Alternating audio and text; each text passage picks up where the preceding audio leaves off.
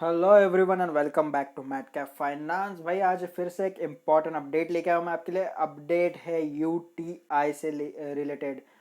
तो भाई यूटीआई जो है कल से इसका आईपीओ का जो डेट है शुरू होने वाला है 29 से लेके 1 अक्टूबर तक। इसका जो आईपीओ का सब्सक्रिप्शन डेट है वो चला रहेगा। भाई आप लोगों को फॉर्म भरना है तो भर देना। आपका जो कुछ भी रहेगा उसके रिलेटेड भाई फॉर्म भरने से पहले एक चीज़ ज़रूर देखना है हमें, और वो है एनालिसिस। ओके, किस तरीके की कंपनी है, कंपनी में क्या सारी चीज़ें चल रही है, लेना चाहिए नहीं लेना चाहिए, लॉट साइज क्या रहेगा, प्राइस कितना रहेगा, सारी चीज़ें इस वीडियो में कवर किए। तो एंड तक देखना मत भूलना। पसंद आया तो लाइक और शेयर करें, और भाई सब्सक्राइब जरूर करना चैनल को। बेल आइकॉन भी दबा देना। लोग कहते हैं नोटिफिकेशन नहीं आता तो आप बेल आइकॉन दबाते नहीं हो। ओके, बात करते हैं यूटीआई से रिलेटेड। तो भाई क्रिसिल जो है, क्रिसिल सबको पता है इंडिया की एक बेस्ट क्रेडिट रेटिंग कंपनीज में से एक है। इनका मानना है कि इनका जो कहना है इनके रिपोर्ट्स के थ्रू कि यूटीआई जो है largest AMC, okay, asset management company, okay, largest asset management management company है इंडिया की। और in terms of AUM, okay, asset under management, AUM का फुल फॉर्म होता है एसेट अंडर मैनेजमेंट। और seventh largest asset management company है in terms of mutual fund Q A U M. Okay, जिन लोगों को नहीं पता, यूटीआई जो है एक एसेट मैनेजमेंट कंपनी है, mutual fund related services provide करती है, साथ ही साथ गवर्नमेंट के लिए भी काम करती है। गवर्नमेंट से रिलेटेड क्या क्या जितनी चीज़ें करती है सारी मैं इस वीडियो में आगे बता दूंगा। स्टेप बाय स्टेप चलेंगे भाई, ऐसा कुछ जंप नहीं करना है डायरेक्टली हाई पॉइंट के ऊपर में। तो एक चीज़ समझ के चलना कि यहाँ पे यूटीआई का जो रेवेन्यू है 72%, यानी कि ऑलमोस्ट 73% ही आएगा, 72.7। ऑलमोस्ट 73% जो इनकम, जो रेवेन्यू है वो आता है मैनेजमेंट फीस की तरफ से। ओके, अब ये मैनेजमेंट फीस क्या होती है? जब भी हम कोई म्यूचुअल फंड बाय करते हैं तो जो मैनेजर्स होते हैं, फंड मैनेजर्स होते हैं, इनकी एक फीस होती है, एक चार्जेस होते हैं जो इनको पे करना पड़ता है। क्योंकि हम क्या करते हैं, जनरली कोई भी एक स्कीम होती है उस स्कीम को परचेस करते हैं, आगे वो एसेट मैनेजर्स जो होते हैं वो आगे देखते हैं किस तरीके से पैसा यूज़ करना है, क्या करना है, सारी चीज़ें। ओके, यहाँ तक आपको समझ में आ चुका होगा कि मैनेजमेंट फीस क्या होती है। तो एक सिंपल सी चीज़ एक समझनी है हमें इसमें कि भाई यूटीआई जो है सारी फाइनेंशियल जितनी भी चीज़ें आती है उसमें ये यूटीआई का एक प्रेजेंस है। कितना पुराना प्रेजेंस है अब ये हमें देखना है। तो एसेट मैनेजमेंट कंपनी जो यूटीआई 55 ईयर्स की इसकी जो कह सकते हो एक सर्विस दी है इंडस्ट्री को, फाइनेंस इंडस्ट्री को 55 ईयर्स की सर्विस दे चुकी है, यानी कि 55 साल पुरानी कंपनी है। अभी एक चीज इसमें समझना यह है कि भाई कंपनी ने जो इतना स्ट्रांग ट्रस्ट बिल्ड करके रखा है उसके लिए कंपनी ने किस तरीके से प्रोविजंस किए हैं। ओके, और साथ ही साथ देखेंगे किस तरीके की सर्विसेज प्रोवाइड करती है जिससे कि इतना साल, यानी कि इतने सारा साल उसने किया, ट्रस्ट कैसे बिल्ड किया है। उससे पहले एक चीज समझ लो कि 11 मिलियन लाइव पोर्टफोलियोज है। ओके, एक्टिव पोर्टफोलियोज 11 मिलियन, यानी कि ऑलमोस्ट आएगा आपका 11 मिलियन, 1 बिलियन यानी कि 10 लाख होता है। ओके, तो ऑलमोस्ट 1 करोड़ 10 लाख। ओके, 110 लाख जो है यहाँ पे इनके एक्टिव पोर्टफोलियोज ये अभी मैनेज कर रहे हैं। ओके, क्लाइंट बेस की बात करें ऑलमोस्ट 12.8% का क्लाइंट बेस आता है इंडियन म्यूचुअल फंड इंडस्ट्री के अंदर में। ओके, 12.8% का client base Indian mutual fund industry के अंदर में, तो एक बहुत बड़ी चीज होती है। 55 साल से काम कर रही है यार, तो ट्रस्ट तो ऑब्वियसली बढ़ेगा ही। बात करते किन किन लोगों के इसमें स्टेक होल्डिंग है, तो स्टेक होल्डिंग इसमें सबसे पहले मेजर कंपनी इसकी आती है यहाँ पे। Okay, S B I, L I C. Okay, S B I सबको पता है, state bank of India, L I C life insurance corporation of India, P N B Punjab national bank, and bank of Baroda. Okay, ये चार companies है major Indian government के अंदर में। ये कंपनीज चल रही, कंपनीज क्या है, बैंक्स ये सारे। ओके, फाइनेंशियल इंस्टीट्यूशंस है ये चारों, जितने भी इंस्टीट्यूशंस है इसमें मेजर जो स्टेक होल्डिंग है वो आती है यहाँ पे। ओके, तो वो यहाँ पे आती है गवर्नमेंट की। ओके, तो आप एक तरीके से ये समझ के चल सकते हो कि यूटीआई एक गवर्नमेंट कंपनी है। बट इसमें एक मेजर इंटरनेशनल जो यहाँ पे एक कंपनी है जिसका नाम है टी रो प्राइसेस। ओके, टीआरपी इसको कहा जाता है, टी रो प्राइस इंटरनेशनल लिमिटेड। ये एक फॉरेन बेस्ड कंपनी है। ओके, इस कंपनी का जो स्टेक होल्डिंग है 26% का स्टेक होल्डिंग है, जो कि मेजोरिटी स्टेक होल्डर बन जाता है यूटीआई के अंदर में। Okay, unit trust of India UTI का फुल फॉर्म है, जिन लोगों को नहीं पता सॉरी, थोड़ा सा लेट बता रहा हूँ बट अभी मुझे क्लिक हुआ तो मैंने बता दिया। तो इसमें मेजर जो है यहाँ पे स्टेक होल्डर 26% है टीआरपी की तरफ से। अब बात करते हैं 55 ईयर्स की जो सर्विस इन्होंने किस तरीके से बरकरार रखी है, लोगों को किस तरीके से ट्रस्ट दिखाया है कि लोगों ने इनमें बाइंग की है, इनमें जिनके भी उनके पोर्टफोलियोज दिए हैं, किस बेसिस पे दिए, तो भाई यूटीआई के सितंबर 30 2019 के according 178 domestic mutual fund scheme चल रही है, ओके, यूटीआई के अंडर में। साथ ही साथ अगर हम इसमें क्या बात कर लेते हैं तो ऑलमोस्ट इनके 276 ऑफिसेज है, 276 ऑफिसेस है इनके ऑल ओवर इंडिया में। टॉप 30 अगर आप जो सिटीज़ है जैसे कि मुंबई हो गया, बेंगलोर हो गया, चेन्नई हो गया, कोलकाता, ऐसे कुछ टॉप 30 सिटीज़ है, इनको छोड़ोगे तो बाकी सारी सिटीज़ में इनके 276 ऑफिसेज है। और यहाँ पे एक बहुत ही सॉलिड सर्विस जो है प्रोवाइड करते हैं उनके कस्टमर्स को। ये आपको कहीं भी नहीं मिलेगी इन्फॉर्मेशन, ये मैंने उनके साइट से निकाली है, ओके। तो भाई बात कर लेते थोड़ा सा इनके फाइनेंशियल्स के बारे में, तो ये थोड़े से डिसअपॉइंटिंग है, क्यों है वो भी देख लेंगे हम लोग अभी। जैसे आप लोग देख सकते हो टोटल एसेट 2018 से लेकर तो 20 तक, ये फर्स्ट क्वार्टर है, ओके। मैं इसको थोड़ा सा एक अलग मार्क कर देता हूँ, राउंड कर देता हूँ, ये फर्स्ट क्वार्टर है। तो समझ लेना कि यहाँ से 18 to 20 यहाँ से ऑलमोस्ट इनके एसेट जो है बड़े ही हैं, ऑलमोस्ट 1000 करोड़ से मिलियन, सॉरी यहाँ पे मिलियंस में, ओके। तो 1000 मिलियन से इनके जो एसेट्स है वो बड़े ही है यहाँ पे। बट रेवेन्यू की बात करोगे हम लोग तो रेवेन्यू यहाँ पे हर साल गिरता जा रहा है, ओके। क्यों गिर रहा है, तो एक चीज़ यहाँ पे समझने वाली है कि हुआ ये है कि यूटीआई जो एक ओल्ड स्कूल कंपनी माना जा सकता है, क्योंकि यूटीआई इतना ज़्यादा डिजिटलाइजेशन पे फोकस नहीं किया है, अपडेट नहीं किया है खुद को। जैसे आपको पता ही है नोकिया, सैमसंग, सैमसंग को एक टाइम पे लोग चाइनीज़ फ़ोन समझते थे, बट बाद में वो नोकिया पे शिफ्ट, सॉरी नोकिया को एक ब्रांड समझते थे, सैमसंग को चाइनीज़ फ़ोन समझते थे। बट हुआ ये कि नोकिया ने खुद को अपडेट नहीं किया और वो मार्केट से फ्लश आउट हो गया, और सैमसंग जो है वो अभी हीरो बन चुका है।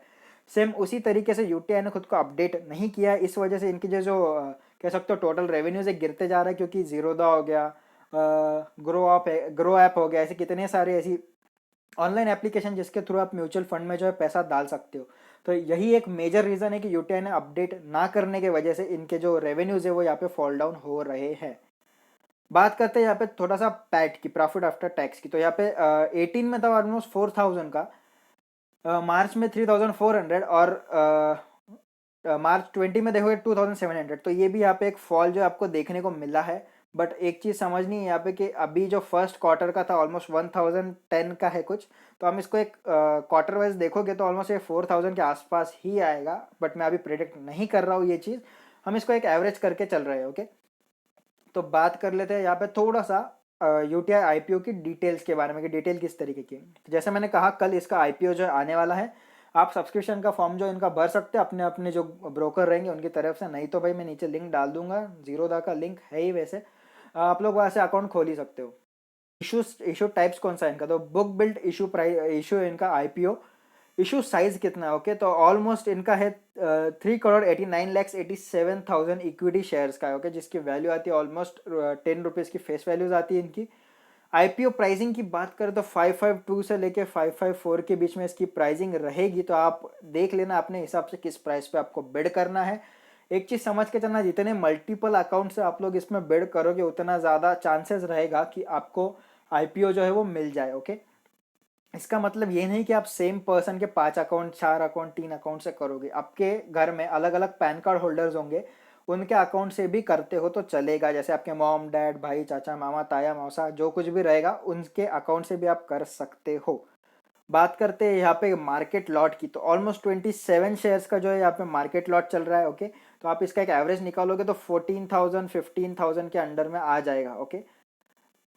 मैं ज़्यादा ही ओके ओके बोल रहा हूँ वैसे आजकल, सॉरी फॉर दैट। तो बात करते हैं लिस्टिंग, तो भाई एनएससी और बीएससी दोनों ही प्लेटफॉर्म के अंदर ये जो है लिस्ट हो रहा है। बात करते हैं इंपॉर्टेंट डेट्स की, तो जैसे कि 29 को ये बिड जो है चालू हो जाएगा, सब्सक्रिप्शन जो डेट है वो चालू हो जाएगा।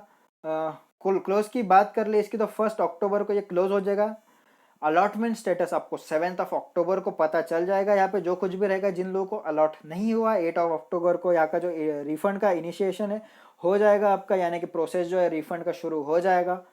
आपके अकाउंट में 9 अक्टूबर को क्रेडिट हो जाएंगे अगर आपको अलॉट हुए हैं शेयर्स तो। और लिस्टिंग डेट तो भाई 12 अक्टूबर का ही रहेगा। 12 अक्टूबर को जो है आईपीओ इनका लिस्ट हो जाएगा शेयर मार्केट पे। जिनको नहीं मिला है वो तब भी इनको ट्रेड कर सकते हैं 12 अक्टूबर को। बात करते हैं यहाँ पे लॉट के बारे में, तो भाई यहाँ पे जो लॉट साइज रहेगा, जैसे मैंने कहा 27 शेयर्स का रहेगा एक लॉट का, तो यहाँ पे एक अमाउंट आता है ऑलमोस्ट 14,958 का। अगर आप 554 से मल्टीप्लाई करते हो 27 को, तो आपको ये वाला अमाउंट जो है मिल जाएगा यहाँ पे। अभी हम आते हैं रिटेल इन्वेस्टर्स के अंदर में। ओके, तो रिटेल इन्वेस्टर्स के लिए कितना है यहाँ पे, ऑलमोस्ट 30 लॉट्स 2 लाख के अंदर अंदर ही होता है। आपको नहीं पता आईपीओ के बारे में, आई बटन पे लिंक है, देख लेना एक बार जाके। तो यहाँ पे जो है 351 शेयर्स हम बाय कर सकते हैं 13 लॉट्स में, जिसका अमाउंट आएगा ऑलमोस्ट 1,94,444 का, जो कि एक अच्छा खासा अमाउंट है। बट इतने शेयर सबको अलॉट होना भी एक इंपॉर्टेंट चीज़ है। बात करते हैं यहाँ पे प्रोमोटर्स होल्डिंग की, तो ऑलमोस्ट 98.96% के यहाँ पे प्रोमोटर्स होल्डिंग है।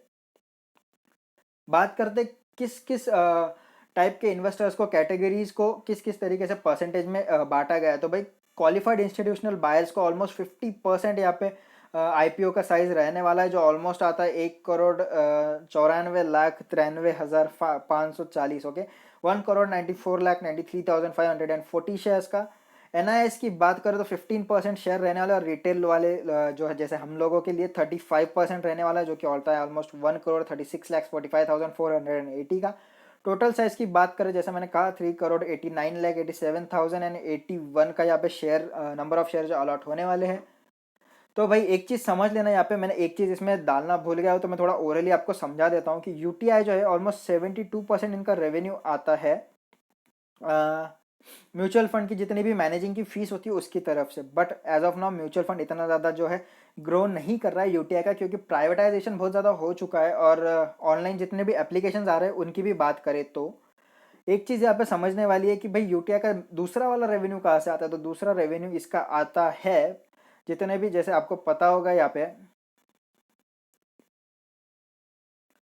गवर्नमेंट ऑफ इंडिया का यूटीआई के साथ टाइप है। तो एक ये समझ के चलो कि यूटीआई गवर्नमेंट कंपनी की तरह ही है, गवर्नमेंट कंपनी ही है एक तरीके से, क्योंकि मेजॉरिटी स्टेक होल्डिंग इसमें गवर्नमेंट कंपनीज का है। ओके, तो ये चीज़ यहाँ पे यूटीआई करती क्या है कि यूटीआई जो पेंशन रिलेटेड सर्विसेज है, ओके, पेंशन, मैं यहाँ पे पेन लिख देता हूँ, पेंशन रिलेटेड जितनी भी सर्विसेज है यूटीआई मैनेज करता है। ओके, उसके साथ ही साथ अब आरडी वगैरह की, जैसे कुछ लोगों के आरडी के अकाउंट होते हैं, ऐसे कुछ बहुत बहुत सारी चीज़ें होती है जो गवर्नमेंट की तरफ से स्कीम आती है, उसमें मेजॉरिटी जो है यूटीआई की तरफ से यहाँ पे मैनेजमेंट होता है। तो यूटीआई को गवर्नमेंट का एक बहुत बड़ा सपोर्ट है, गवर्नमेंट के बहुत सारे टेंडर्स है, बहुत सारे काम है ऐसे फाइनेंशियल जो यूटीआई करती है, इससे भी उसको एक अच्छा खासा रेवेन्यू जो है जनरेट हो जाता है।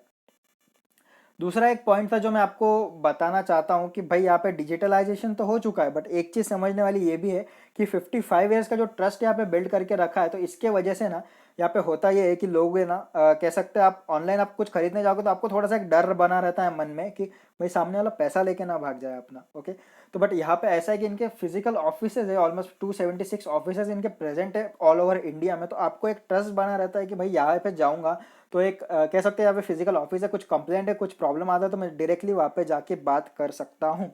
तो भाई यही एक चीज़ इसमें मेन आती है कि भाई आप ऑनलाइन लोगे या ऑफलाइन म्यूचुअल फंड की स्कीम्स, ये आप पे डिपेंड करता है। बट इन्होंने एक अच्छा खासा ट्रस्ट जो है मेंटेन करके रखा है। अब मैं ये चीज़ बचपन से सुनते आ रहा हूँ, यूटीआई का नाम आप लोगों ने सुना है या नहीं, नीचे कमेंट करके ज़रूर बता देना। तो भाई आज के लिए बस इतना ही, जितनी भी इन्फॉर्मेशन थी यूटीआई से रिलेटेड सारे मैं इसमें कवर कर चुका हूँ।